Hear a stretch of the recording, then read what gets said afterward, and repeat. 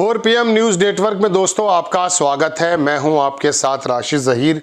Stalin ने प्रधानमंत्री को पत्र लिखा और कहा कि साहब आप जो ये वक्फ बोर्ड वक्फ बिल लेकर आ रहे हैं या लेकर आ चुके हैं, इससे बड़े नुकसान होने वाले हैं।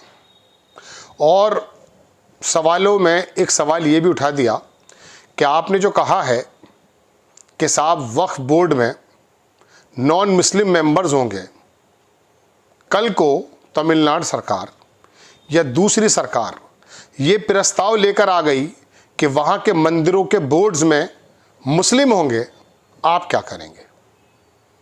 एक ऐसा सवाल जो मोदी जी को परेशानी में डाल सकता है। लेकिन कब डलेगा? जब आपके सामने ये सवाल आए। देश का बहुत बड़ा शानदार अखबार द हिंदू, उसने इसके बारे में पूरा छापा मैं आपको दिखाने जा रहा हूँ। और स्टालिन का ये जवाब कि साहब अगर पहली बात तो उन्होंने अपने यहाँ प्रस्ताव पास कर दिया था वक्फ को लेकर पहले ही, लेकिन केंद्र सरकार जब ले आई है और अमित शाह एक धमकी अंदाज में कह रहे हैं सबको मानना पड़ेगा, तो ऐसे समय में कि जब आप बोर्ड्स में मुस्लिम बोर्ड में जिसके आवंटन को सिर्फ एक मुस्लिम विद्वान समझ सकता है, आपके दिमाग में अकल इतनी है नहीं, वहाँ पर आप नॉन मुस्लिम लोग जो बिठाने जा रहे हैं, पहले भी प्रावधान था 1 या 2 का, अब तो आप 22 में से 12 रख रहे हैं, शायद 10 की तो बात करते हैं आपसे, देख लीजिएगा कितने निकल कर आएंगे, जबकि चुनते आप ही हैं। आप मोहसिन अब्बास, क्या नाम उसका, वो जो क्रिकेटर था, या दानिश अंसारी उत्तर प्रदेश में मंत्री है, या मुख्तार अब्बास नकवी, कोई चुन लीजिए। मुसलमानों में भी बहुत सारे ऐसे लोग हैं, मैं इनको नहीं कह रहा हूँ, लेकिन ज़मीर फरोश लोग बहुत मिल जाएंगे। तो स्टालिन ने अपने पत्र में कहा दोस्तों कि अगर तमिलनाडु या साउथ के मंदिरों के जो बोर्ड्स हैं, इसमें अगर ये वाला प्रावधान हम डाल दें कि इसके अंदर मुसलमान रहेंगे, आप परेशानी में पड़ सकते हैं या नहीं? आप क्या कहेंगे इस बारे में? मोदी जी जवाब दे सकते हैं इस बात का? यहाँ तो आपने भाईचारे की मिसाल देते हुए, मुझे तो कोई दिक्कत नज़र आती नहीं। वैसे नॉन मुस्लिम का बोर्ड में आ जाना मुझे क्या दिक्कत है? मुझे कोई दिक्कत, मुझे अच्छा लगता है। महिलाओं का आना, नॉन मुस्लिम्स का आना, कोई प्रॉब्लम की बात नहीं है। चोरी चकारी अगर आप करते हैं तो आपकी खुलनी ज़रूरी है। अगर नॉन मुस्लिम के आने से आपकी चोरी चकारियाँ खुलती हैं तो कोई दिक्कत नहीं है। वैसे भी तो आपको तमाम जगह नॉन मुस्लिम जजेस, इंस्पेक्टर, डीएम से ही तो साबका पड़ता है। प्रॉब्लम्स क्या है? सभी में सभी तरह के लोग हैं। वहाँ तो जजों के पीछे भेष के अंदर आरएसएस के लोग निकल जाते हैं कलकत्ता में। वो कोई नई बात है क्या? ये कोई बात नहीं है। चोर तो चोर होता है। वक्फ बोर्ड के अंदर बैठा हुआ अधिकारी चोर हो या उसका मेंबर चोर हो, चोर तो चोर है। मैं बहुत खुले शब्दों में कह रहा हूँ। ऐसा नहीं है कि वक्फ बोर्ड की ज़मीनों पर आके किसी ब्राह्मण ने, ठाकुरों ने कब्जा कर रखा है। यही मुसलमान लोग हैं जो चलाने का दावा करते हैं, जो अपना सीना पीट रहे हैं। इंटेंशन सरकार की क्या है वो तो हम एक ज़माने से बता रहे हैं कि उनकी इंटेंशन सिर्फ बंटवारा करने की है। लेकिन बात अगर सेल्फ एनालिसिस की भी की जाए कि क्या आपके बोर्ड को साफ ना किया जाए, लेकिन यहाँ इंटेंशन दूसरी है सरकार की। बात यह है कि आपको छेड़ा नहीं जाएगा अगर आप ठीक सही होते तो। लेकिन चूंकि आपके अंदर अनियमितताएं, 2-2,500 5,000 रुपये दे आओ, मुतवल्ली बदलवा लो किसी भी मस्जिद कब्रिस्तान का। डाकू बैठे हुए देख लीजिएगा आप। मस्जिदों की दुकानों के अंदर जो बैठा हुआ है, जो कह रहा है कि साहब मेरे पास वक्फ की ज़मीन है, वक्फ की दुकान है, ये उसके बाप की नहीं थी, वो गरीब गुरबा लोगों के लिए थी, ताकि कुछ आमदनी बढ़ जाएगी, मस्जिद और कब्रिस्तान का खर्च निकल जाएगा। वो दुकान समझता मेरे बाप की है, मेरे बाप ने बैनामा कराया, बेच के जाता है बहुत लाखों रुपए में। तो चोरी चकारियाँ तो और अनियमितताएँ तो हर जगह हैं। बहरहाल अगर सफाई आप ही की हो रही है तो कोई दिक्कत की बात थोड़ी है, अच्छी बात है, पहला नंबर आप ही का आ गया।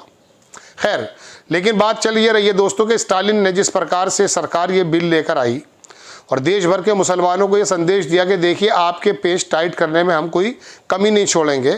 ईद के रोज़ सौगाते मोदी अगर आके आपका दिमाग ख़राब हो जाए और चंद अपने ईमान फरोश, ईमान को बेचने वाले मुसलमान टोपी पहन के भगवा और पैगाम मोदी देने लगें, सौगाते मोदी देने लगें, तो आप अंदाज़ा कीजिए उनके पास दूसरे भी औजार हैं।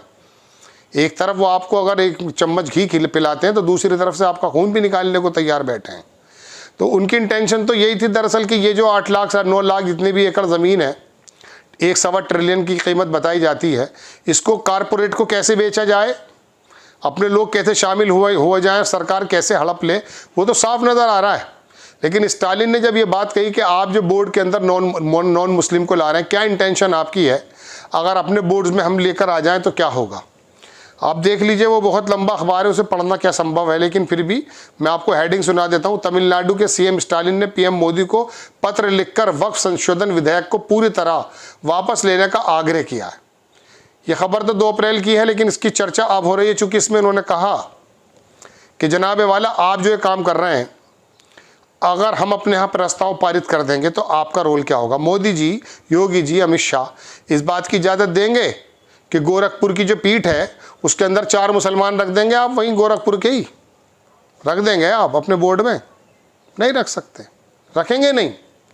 मोदी जी मुंह से एक शब्द नहीं निकाल सकते।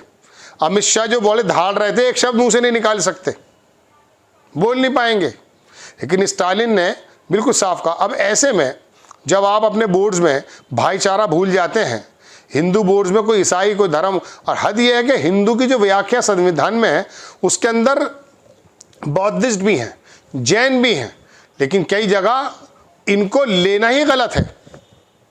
अलबत्ता 1-2 जगह तो यह है कि अगर डीएम के यहाँ डीएम मुस्लिम आ जाता है तो उसका ऊपर का या नीचे का अधिकारी सुनेगा, वो सुनेगा भी नहीं।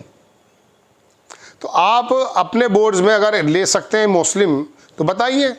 स्टालिन ने सवाल खड़ा कर दिया है, लेकिन आप ऐसा करेंगे नहीं, क्योंकि आपका पूरा सिंहासन हिल जाएगा। आपको जो बोर्ड देने वाला आपने तैयार किया 100 बरस में आरएसएस की मेहनत से, जो अंधभक्त पैदा हुए हैं वो हिल जाएंगे, वो इंटेंशन नहीं समझेंगे, जिस तरह से मुस्लिम भी इंटेंशन नहीं समझ रहे वक्फ बोर्ड की। इसमें कुछ अच्छे पॉइंट्स भी हैं, लेकिन चूंकि बीजेपी लाई है तो गलत ही लाई होगी, चूंकि इंटेंशन बीजेपी की मालूम है, मोदी सरकार की मालूम है। तो ऐसे समय में स्टालिन का ये सवाल कि आप अगर हम प्रस्ताव ले आते हैं और साउथ की स्टेट्स अगर ले आती हैं प्रस्ताव, हालांकि उनका भी वोट बैंक हिल जाएगा, वो वहाँ पर नहीं करना चाहते इस तरह का काम, लेकिन मोदी जी से अगर ये सवाल हुआ है जो मैं आपसे कह रहा हूँ कि अगर उस बोर्ड में मुस्लिम आ जाए तो आपका क्या जवाब होगा, तो अमित शाह क्या जवाब देंगे। कोई मुसलमान बर्दाश्त नहीं किया जाए। मैं तो आपको बहुत सारी कॉलोनीज़ और ऐसे शहर बता सकता हूँ जहाँ बैनामे मुसलमान को नहीं होते। एक इंस्पेक्टर था हमारे शहर में, मुस्लिम था, एक थाने का। तो जब कांवड़ आए तो मैंने वीडियो देखा, तो वो होटल में जो कबगीर नहीं होता जो भगोने के अंदर चलाया जाता है, जो खाना बनाते टाइम, उसको टटोल के मीट ढूंढ रहा था। थोड़े दिनों बाद स्टेटस पे डाला मुझे उसने, कहीं यहाँ बुलंदशहर के आसपास कहीं पोस्टेड था कि जी मैंने तमाम कवर किया है, उज्जैन भी, इलाहाबाद भी, महाकुंभ भी, ये कुंभ भी, वो कुंभ भी, मैंने सब जगह ड्यूटी की, मुझे साहब मुसलमान होने के नाते एक फ्लैट किराए पे नहीं मिल रहा है। यही होना था तेरे साथ यही होना था। आपको खबर कैसी लगी अपनी राय कमेंट्स बॉक्स में ज़रूर दीजिए। चैनल को सब्सक्राइब कीजिए, शेयर कीजिए। नेक्स्ट टाइम में किसी खबर के साथ हाजिर होता हूँ। जय हिंद।